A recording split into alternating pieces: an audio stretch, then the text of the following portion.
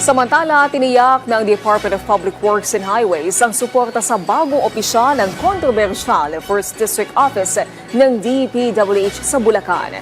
Kahapon ay ipinakilala mismo ni DPWH Secretary Vince Dizon sina OIC District Engineer Kenneth Fernando at OIC Assistant District Engineer Paul Lumabas.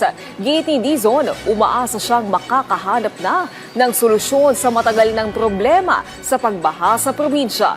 Giit ng opisyal, bukod sa accountability, solusyon ang panawagan ng mga residente ng Bulacan dahil sa loob ng isang taon, 6 na buwan na lubog sa baha ang ilang bahagi ng probinsya. Mahigpit naman ang bilin ni Dizon na wag gagayahin ang mga tiwali na dating opisyal ng DPWH Bulacan 1st District.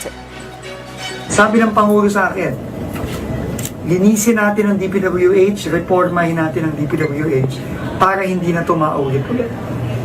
And I think, itong gagawin natin ngayon with our new leadership here in the 1st District of Bulacan, we will give them the full support, is symbolic of the changes that we want to make, that the President wants to make in the DPWH.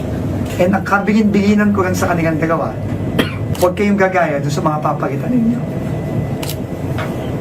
Huwag kayong gagaya. Kasi kung gumaya kayo, kung ano mangyayari sa kanila, yun din ang mangyayari sa inyo. And I don't think you want that to happen to you or to your families. Diba? Let's do this right na. Gawin na natin to ng tama. Baguhin na natin to. And yung ginagawa natin dito sa 1st DEO of Bulacan, yun din ang gagawin natin everywhere.